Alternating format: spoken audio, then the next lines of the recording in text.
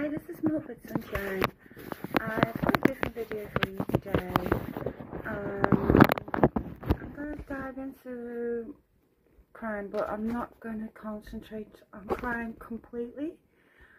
But it's more about how to spot things, how to be aware, what are the signs, that sort of thing. And I thought I'd put this video up. It's a really interesting one. And this doctor is very amazing. He's got some amazing videos. Go and check them out. Dr. Snyder, I think his name. I'm saying that with the best intentions. If I've got it wrong, I'm so sorry. But yeah, I am sorry about the last video, how it looks and stuff. It looked so bright. I have no idea what I did there with the filter. As I say, I normally get people to help me with that. I am dyslexic, by the way. You know, it's not an easy thing to do. But please subscribe. I've had no subscribers and I'm really working hard, so please do. Hope you enjoyed this video. Have a great day. System, right? And it's a micro expression. So we're not looking, like I said before, we're not looking at micro expressions. We're looking at the consequences of a lifetime of expressions, right? How the constant use of that trait or that expression or feeling of that emotion marks the face and the musculatures of the face. So sort of like the canvas is today. Mm-hmm. Yeah. Anybody else? Okay. Let me make this picture bigger. Okay. These are ones that we want to spend. By the way, when we look at people, we spend most of our time looking here. Just so you know. If you want to be systematic about it, I would divide this into 3 sections, but we'll cover that in a minute. Right. So when we look at the eyes now, we're going to do this in a counterclockwise rotation. Looking at the sides of the eyes here. This is joy. When the lines go up, not past the eyebrow. When the eyes are, when they have this little crow's feet, we're looking at somebody who's experiencing a lot, who has experienced a lot of joy. Most of you have some degree of joy markings, right?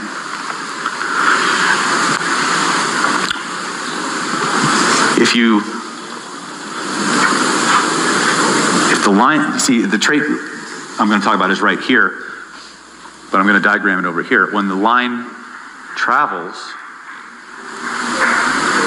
up past the eyebrow, you now have mania. Excessive joy becomes mania. This is your bipolars, your manic depressives, right? These are people who are just, up at 4 in the morning tweeting. Right? Right? So, extreme joy, mania, right? When the lines come down this way,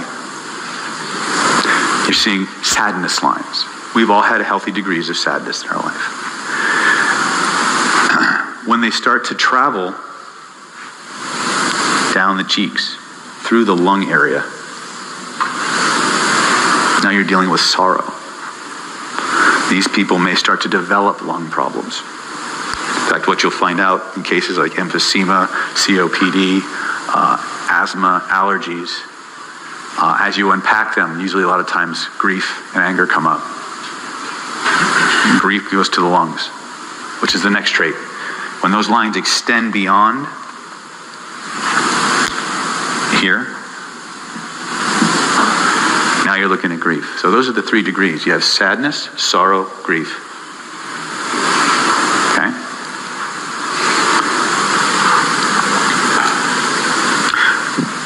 Humor lines, they're not real, they don't show real well here.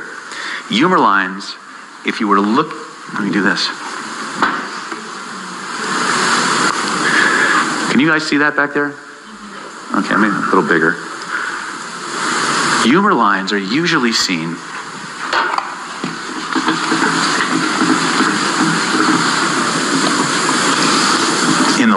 themselves. They're usually seen with a little line down the center. Sometimes you can have lines like this.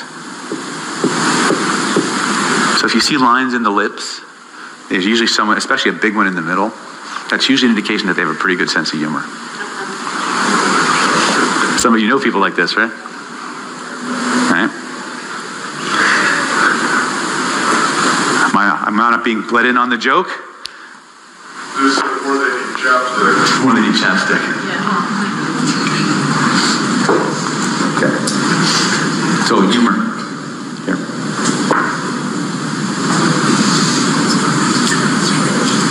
Okay. Going from the center down, people were asking about this.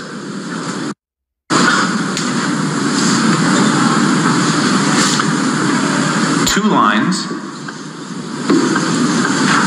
indicates impatience. They're at the stoplight. The stoplight's only 30 seconds away from changing. They're already gunning the engine. Right? You know? Right? When you see three lines, this is usually indicative of somebody who has learned how to manage their temper, learned how to manage their anger. Right? So you might say something like, you know what, there was a time in your life when you were really had a bad temper, when you really got impatient with people, and over time, you seem to have learned to really manage it well. You manage it much better than you used to. Right? You say, yeah. Right? Yes? Come on. I really do need a mic runner for this. Okay? Some of the ones you're going to see a lot in therapy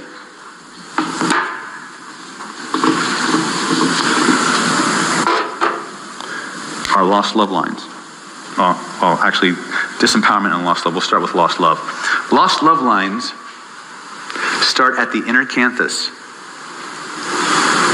and they descend down, sometimes merging with or parallel to the sorrow, the grief lines, or the purpose lines. Now, if you notice, lost love and the sadness, if you extend those lines out, they all end up at the same spot. And don't they seem related? And see, there's an orderliness to it. There's an organization to this that kind of floats to the surface, right? Lost love does not necessarily mean romantic love. Lost love means there was some part of your life that was extremely important to you, that was a very big piece of who you were or are as a person that you enjoyed. And at some point in your childhood or your teens or whatever, something happened and that part is no longer there. And what I mean is it's not no longer there, it's that your ability to do that is gone.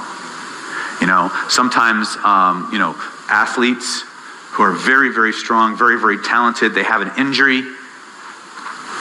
and they can no longer play. They'll get one of these. Sometimes you'll meet somebody, you have a lifestyle that you love and things you enjoy doing. You meet somebody that you fall in love with. That person doesn't like or approve of those things. You stop doing them. It could also be a person, right? Something that was a big part of who you were as a human being, that was in many cases part of your path. You've lost it in some way. Your face will mark. Okay? Question? Do you find that the lines that come down coincide with the blockages, like for not following their road or their golden path in life? Can you restate the question? I'm not sure. So if they have a lot of sadness, grief, and sorrow that's creeping in, do you often find that there's a blockage where they're not following their path in life? Like this could be caused by this? No. In fact, they're usually very different. Okay. But they can be related in the sense that the person that caused them to not be able to do this is draining them, and forcing them to nurture and take care of them. So they're separate but related. Does that make sense? Okay, because this is a lot of what happens in bad relationships. You get somebody who's a control freak, who is very suspicious, very paranoid, somebody who's very demanding. Many times what will happen is they'll start to slowly cut you off from your friends. They won't let you do things with other people. They'll start to they'll start to demand all of your attention and all of your resources. So now you'll develop lost love lines because you can no longer do the things you love to do. And you'll start to develop bitterness and over-nurturing lines because now all of your energy is being sucked by this person. Does that make sense? Okay, someone had a question. Just while you're on the eyes, I notice a lot of the people kind of have almost like a checkered lines under their eyes, or the puffy bags. Just wondering what those. Well, the area under the eyes relates to the kidney and fluid management. So many times what you've got here is either tired kidneys, especially if they're dark or purplish. Many times when you have these puffy bags under the eyes, these are tears we haven't finished shedding yet. They're tears we haven't finished shedding. Okay? When you have that crisscross pattern in an area like that, remember we talked about what a dry riverbed looks like? Those are areas where you've got Jing depletion.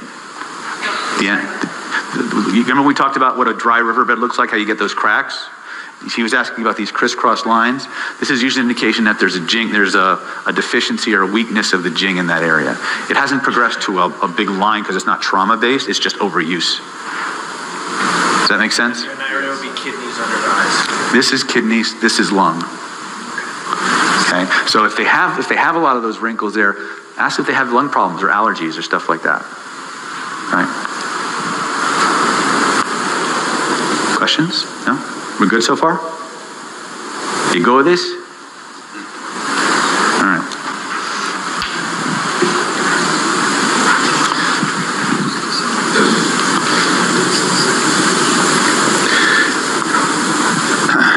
These are big too. These right here, these are called disempowerment lines. I don't call them disempowerment lines, but that's what Lillian calls them. Because I'm much more interested in describing what this means. Can you see that okay? When you have lines that extend down almost in I had one lady, looked like somebody took an X-Acto knife and just etched lines down the side of her nose from the inner canthus down.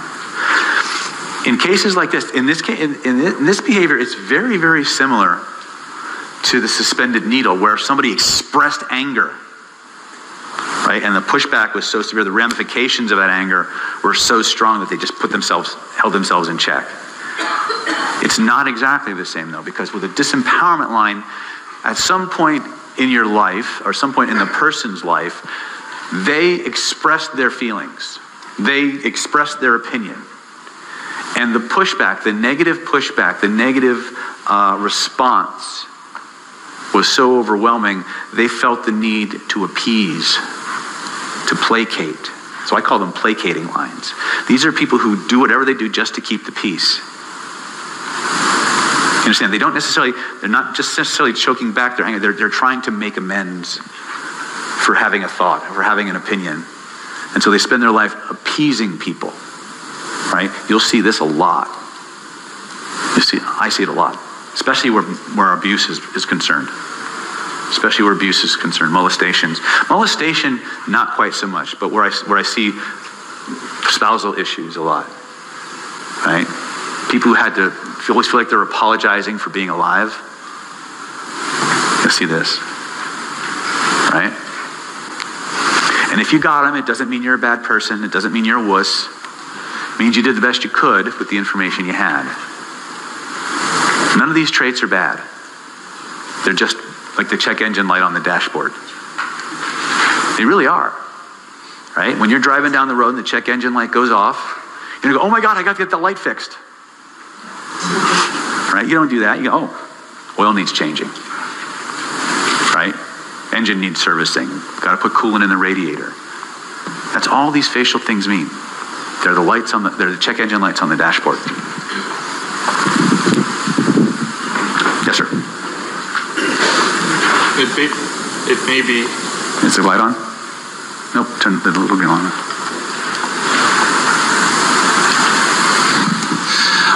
It may be an assumption, but when you work with children or adolescents, I'm assuming you see these less. Yes, in fact, Lillian taught me that you shouldn't read children because they're very impressionable. They're very impressionable. And so the things you say can become prophecies for them. So I was taught, encourage children, read adults. But you can look at children's growing facial structures and kind of see things evolving, right?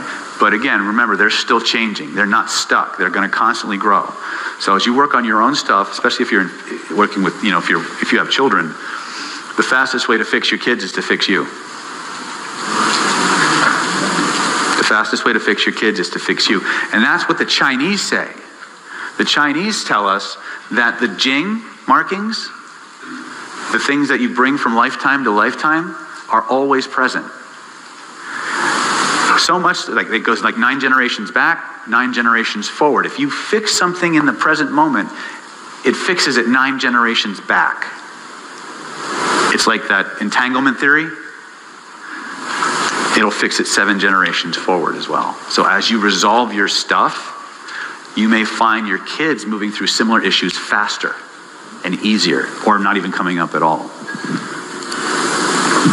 Yeah.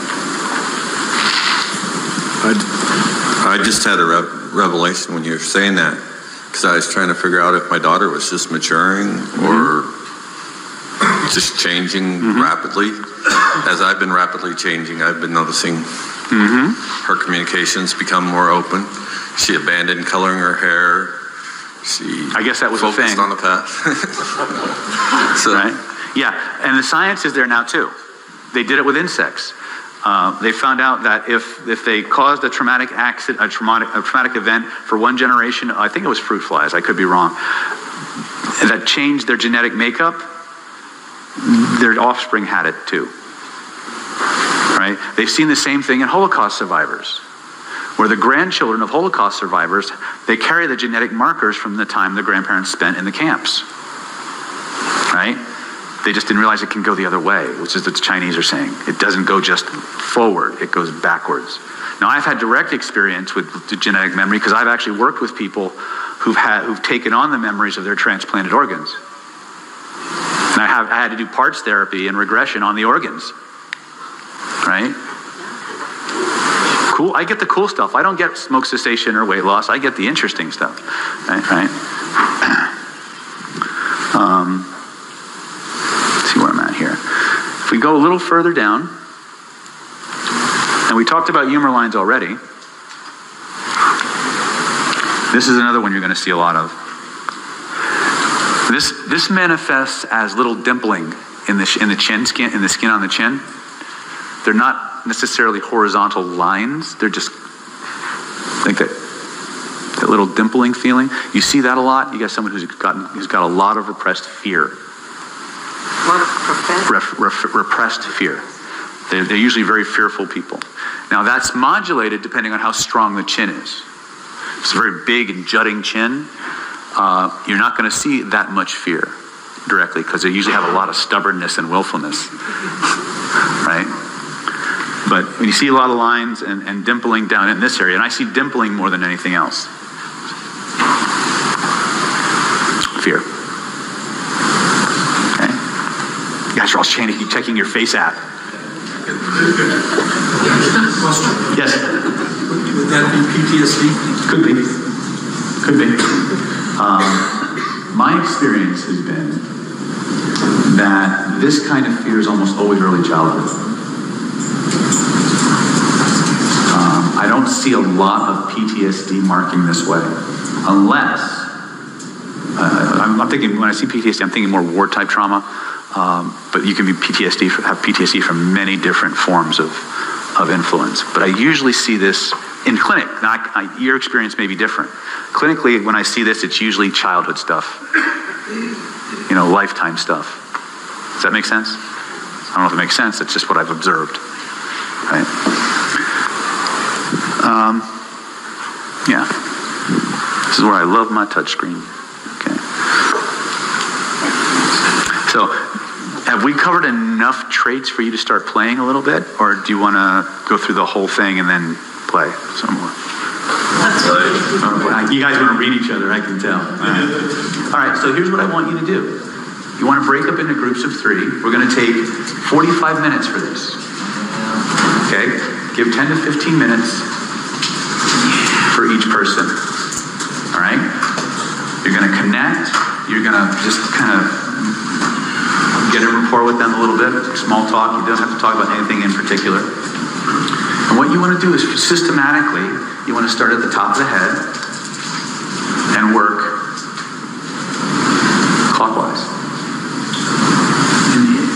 That's if you want to be linear and logical about it, right? If you want to do it the old school way, you just kind of connect with them and notice whatever feature calls your attention first.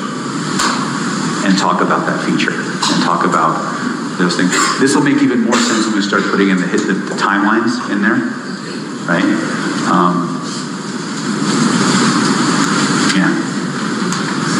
This is, by the way, this is one of the oldest pictures of face reading. This is like a couple thousand years old.